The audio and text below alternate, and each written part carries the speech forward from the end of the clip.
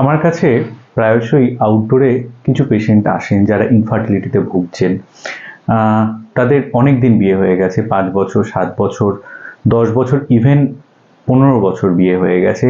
তারা আমার কাছে জিজ্ঞেস করেন যে স্যার, আমার কি নর্মালি প্রেগনেন্সি আসার চান্স রয়েছে?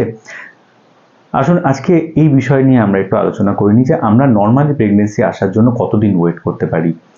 দেখুন, একজন কাপল যখন সন্তান লাভের আশায় তারা যখন ট্রাই করছেন, তখন বলা হয় রেগুলার আনপ্রোটেক্টেড ইন্টারকোর্স করলে আমরা যদি কাপলের বয়স 30 বছরের কম হয়, তাহলে আমরা কাপল বলতে আমি ওয়াইফের বয়স যদি 30 বছরের কম হয়, তাহলে আমরা 1 বছর অবধি ওয়েট করতে পারি। যদি 30 বছরের বেশি হয়, তাহলে কিন্তু 6 মাসের বেশি ওয়েট করাটা উচিত নয়। যদি আপনার 6 মাস বা 1 বছর নর্মাল প্রেগনেন্সির জন্য ট্রাই করছেন, তবুও যদি আসছে না, তাহলে কিন্তু অবশ্যই আপনার ইনফার্টিলিটি স্পেশালিস্টের সাথে কনসাল্ট করতে হবে। এখন আসুন আমরা একটু জেনে নিই, প্রেগনেন্সি না আসার বিভিন্ন কারণ রয়েছে, কিন্তু যেই সব কাপলরা বয়স বেড়ে যাচ্ছে এবং যাদের দীর্ঘ সময় ম্যারেজের হিস্ট্রি রয়েছে, 10 বছর, 15 বছর বা 5 বছর, 7 বছর, তাদের যখন প্রেগনেন্সি আসছে না, নিশ্চিতভাবে ধরে নিতে লাগবে কোনো না কোনো সেক্টরে প্রবলেম রয়েছে। হয় ডিম্বাণুর সমস্যা হতে পারে, না হয়তো টিউবের প্রবলেম হতে পারে, না হয়তো শুক্রাণুর সমস্যা হতে পারে। একটা কথা মাথায় রাখবেন, মেয়েদের বয়স যখনই 35-এর বেশি হয়ে যায়, ডিম্বাণুর কিন্তু মান খারাপ হতে থাকে।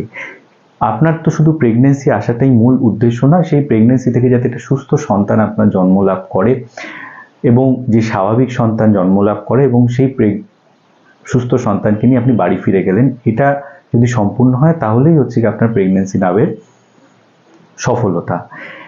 যখনই মেয়ের আপনার ওয়াইফের বয়স যখন বেশি হয়ে যায়, 35-এর ওপরে হয়ে যায়, তখন কিন্তু এগের বা ডিম্বাণুর কোয়ালিটি কিন্তু খারাপ হতে শুরু করে। এবং আরেকটা যেটা সমস্যা, সেটা হচ্ছে ক্রোমোজোমাল অ্যাবনর্মালিটি, ডাউন সিনড্রোমের চান্স কিন্তু বেড়ে যায়।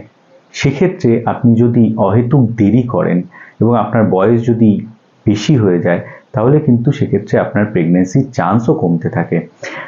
অনেকে আমাদের কাছে এসে বলেন যে আইভিএফ এর মাধ্যমে 40 বছরের প্রেগনেন্সি হয়েছে, কিন্তু সেটা হয়তো একটা এক্সেপশনাল ভ্যারিয়েন্ট, সেটা আপনি জানেন না।